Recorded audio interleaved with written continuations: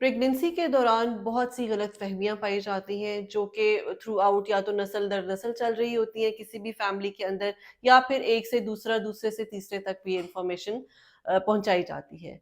इन misconceptions में, इन myths में कितनी सच्चाई है, आज हम उनको डिटेल के साथ डिस्कस करेंगे। मैं हूं डॉक्टर सादिया मुमताज और आप देख रहे हैं gynae talks. Pregnancy related misconceptions जो है वो ना सिर्फ आपको परेशान करती हैं बल्कि उसका इफेक्ट आपके होने वाले बच्चे पर भी रहता है। बिकॉज अगर आपको स्ट्रेस होगा किसी भी किस्म का, तो उससे आपके बच्चे को खून की सप्लाई कम होती है, फूड की सप्लाई कम होती है, और आपके जो स्ट्रेस हार्मोन्स हैं जब वो ज्यादा अमाउंट में रिलीज होते हैं तो आपको ब्लड प्रेशर का प्रॉब्लम भी हो सकता है। सो ये इतना नॉन सीरियस इशू नहीं है, बल्कि ये एक काफी कॉम्प्लिकेटेड बात है कि जो चीज नहीं होनी आप उसकी टेंशन लें, और उन टेंशन की वजह से आप अपनी बॉडी में नेगेटिव जो है वो चेंजेस लेकर आए। तो स्टार्ट करते हैं। सबसे पहले एक जो है बहुत बड़ी गलतफहमी पाई जाती है कि हमल के दौरान शुरू में भी अगर आपका स्कैन पे बच्चा उल्टा आ जाता है तो बहुत सी पेशेंट्स उस पर स्ट्रेस आउट हो जाती हैं। मेरे पास तीसरे या चौथे महीने में भी जो खवातीन कई दफा अल्ट्रासाउंड की रिपोर्ट लेकर आती है तो उसमें डॉक्टर ने बताया होता है कि हाँ जी अभी आपका बच्चा उल्टा है। तो वो एक तो सारा दिन वो घर में स्ट्रेस में गुजारेगी कि जी बच्चा उल्टा है तो हमारा तो अभी से ऑपरेशन हो जाएगा, तो ये क्या मसला हो जाएगा, नॉर्मल डिलीवरी नहीं होगी। तो मैं आपको सबसे पहले तो ये एक गलत फहमी क्लियर करना चाहती हूँ कि जब तक 9th मंथ स्टार्ट नहीं होता और बच्चा अपनी फाइनल पोजीशन नहीं लेता, तब तक बच्चा उल्टा है या सीधा है हमें इससे कोई कंसर्न नहीं है। जिस टाइम पे आपने अल्ट्रासाउंड कराया है, अगर आप इमीडिएटली 1 घंटे बाद जाकर अल्ट्रासाउंड कराएंगी तो हो सकता है उसकी पोजीशन बच्चे की चेंज हो चुकी हो। इवन के यहाँ तक भी हो चुका है एक्सट्रीम केसेस में भी कि हमने पेशेंट्स का सिजेरियन डिसाइड किया कि जी आपका बच्चा उल्टा है, 9 मंथ्स कंप्लीट हो चुके हैं, तो ऑब्वियसली हम इसको नॉर्मल डिलीवर नहीं कर सकते, कल आप ऑपरेशन के लिए आए। उसी रात में बच्चा जो है वो समरसॉल्ट लेता है, अपनी पोजीशन चेंज करता है और बच्चा सीधा हो जाता है। जैसे कि नॉर्मली हमारी एक रूटीन होती है हॉस्पिटल्स में कि पेशेंट को ओटी में शिफ्ट करने से पहले एक दफा उसको चेक किया जाता है कि अगर लेबर रूम में स्कैन्स वगैरह मौजूद हो तो स्कैन कर लिया जाता है, अदरवाइज हाथ से जो हमारा एक तरीका है उससे हम चेक करते हैं, तो पता चलता है कि बच्चा सीधा हो चुका है। सो आखिरी दिन तक भी बच्चा सीधा हो सकता है।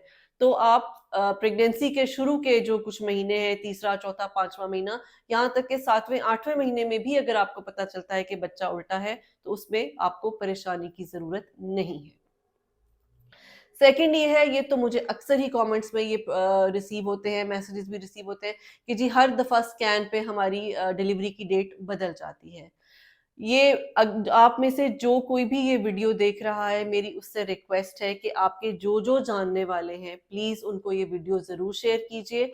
और अगर आप वीडियो शेयर नहीं कर सकते या नहीं करना चाहते तो कम से कम वर्बली उनको जरूर बता दें, जो मैं आपको अभी आगे बताने वाली हूँ।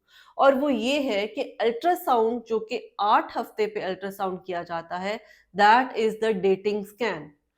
8 हफ्ते के बाद जब भी अल्ट्रासाउंड होगा उसमें जो भी आपको डिलीवरी की डेट दी जा रही है वो हमारे लिए, हम उसको कंसिडर नहीं करते। अगर आपको अपने पीरियड्स की डेट शोर शॉर्ट याद है तो हम बाय योर पीरियड्स की डेट चलते हैं, लेकिन अगर आपको डेट याद नहीं है और अर्लीस्ट स्कैन जो कि 8वें हफ्ते पे या 10 हफ्ते तक होता है, हम उसके थ्रू चलते हैं। और हर दफा डेट चेंज क्यों होती है? वो बच्चे की ग्रोथ के हिसाब से डेट जो है वो चेंज होती है। जैसे कई दफा, और उसका ये मतलब भी नहीं है कि बच्चा कमजोर हो रहा है या बच्चा बहुत ज्यादा ग्रो कर रहा है तो इसलिए डेट चेंज हो रही है, ये स्कैनर पे भी डिपेंड करता है। बिकॉज एक छोटी सी मेजरमेंट से 2 से 3 दिन का गैप आ जाता है। बच्चे की ग्रोथ +- 2 वीक्स जो है वो हम उसको नॉर्मल लेते हैं। इसी तरह डेट्स भी जो है, और स्पेशली जो 9th मंथ की डेट्स हैं वो तो बिल्कुल भी रिलायबल नहीं होती। उसकी वजह यह है कि बच्चा अगर बोन के अंदर एंटर हो गया है तो उसका जो साइज है वो कम आता है। आपकी जो ड्यू डेट है उसकी वो आती है बच्चे के हेड के साइज और एब्डोमेन के साइज की वजह से। तो अगर तो नॉर्मली जैसे अगर पेरेंट्स की हाइट कम है और बच्चे की भी डेफिनेटली जो डायमेंशंस हैं वो कम होंगी, तो बच्चे की डेट्स उस हिसाब से आएंगी। अगर बच्चे की हाइट पेट में ही ज्यादा है तो उसकी डेट्स उसके हिसाब से आएंगी। सो आइडियली 8 हफ्ते पे जो आपको ईडीडी यानी कि आपकी एस्टिमेटेड डिलीवरी डेट जो दी जा रही है, एक्सपेक्टेड डेट जो दी जा रही है, वो ही आपकी एक्यूरेट डेट है। उसके अलावा एक और जो है बहुत गलत फहमी ये पाई जाती है कि शुरू के 3 माह में हमेशा वज़न पेशेंट का कम होता है। उसकी वजह ये होती है कि एक तो कुछ खाने-पीने का दिल नहीं चाहता, नौज़िया वॉमिटिंग रहती है, क्रेविंग्स जो हैं वो डिफरेंट टाइप्स की रहती हैं। तो अगर आपसे खाया-पिया नहीं जाएगा और जो आप खा रहे हैं, आप वो वॉमिट आउट कर रहे हैं, तो डेफ़िनिटली आपका वेट नहीं बढ़ता और ये नॉर्मल है। बल्कि कुछ केसेज़ में तो पहले 3 माह में प्री प्रेगनेंसी वेट से वेट कम हो जाता है। सो इसके लिए आपको परेशान होने की ज़रूरत नहीं है। जैसे ही आपका फर्स्ट ट्राइमेस्टर एंड होता है, सेकंड ट्राइमेस्टर स्टार्ट होता है, आपकी बॉडी जो है हार्मोन्स की आदी हो चुकी होती है, आपके टेस्ट बड जो है वो वापस आ जाते हैं, हार्मोन शिफ्ट नॉर्मल हो रही होती है, तो आहिस्ता-आहिस्ता आपको भूख लगना शुरू हो जाएगी। जब आपको भूख लगेगी तो डेफ़िनिटली आपका वज़न बढ़ेगा, आप ज़्यादा खाएँगे, उसी तरह से आपके बच्चे का भी वज़न बढ़ेगा। फर्स्ट ट्राइमेस्टर में बच्चे की जो लेंथ होती है वो सिर्फ 5 इंच होती है। सो उसकी ग्रोथ पे हमें ज़्यादा कंसर्न नहीं होता। फर्स्ट ट्राइमेस्टर में हमारा कंसर्न सिर्फ बेबी की हार्ट बीट पे होता है। अगर बेबी की हार्ट बीट आ रही है तो इसका मतलब ये है कि आपके बेबी की ग्रोथ बिल्कुल ठीक हो रही है। सो आपने इस चीज़ पे परेशान नहीं होना कि पहले 3 माह में आपका वज़न जो है वो नहीं बढ़ा तो इसका इफ़ेक्ट आपके बच्चे पे होगा। एक नेक्स्ट जो है वो मिसकंसेप्शन पाई जाती है कि अगर आप क्रेविंग के हिसाब से नहीं खा रहे तो आपका बच्चा हेल्दी नहीं होगा। यानी कि अगर आपको मीठे की क्रेविंग हो रही है, आप मीठा नहीं खा रहे तो बच्चा जो है वो भूखा रहेगा, उसे पेट के अंदर जो है वो खाना नहीं मिलेगा और वो कमज़ोर हो जाएगा। सो ऐसा बिल्कुल भी कुछ नहीं है। बच्चे के जो एसेंशियल न्यूट्रिएंट्स हैं वो उसको मिल रहे हैं, वो आपके ब्लड के थ्रू मिल रहे हैं। हाँ, ये ज़रूर है कि आपको हर किस्म का खाना खाना है, मीठा है, नमकीन है, हेल्दी फूड है, ये सब कुछ आपने खाना ज़रूर है, लेकिन ऐसा बिल्कुल भी नहीं है कि अगर आप क्रेविंग के हिसाब से नहीं खा रहे तो आपका बच्चा भूखा है। स्पेशली क्रेविंग तो कई पेशेंट्स को मैंने देखा है मट्टी की होती है, कच्चे चावलों की होती है, जिसको हम बहुत बुरी तरह से डिस्करेज करते हैं, क्योंकि आपने ये चीज़ें नहीं खानी, नॉन एडिबल चीज़ें आपने नहीं खानी, तो वो बिल्कुल भी उसका बेबी की हेल्थ के साथ कोई रोल नहीं है।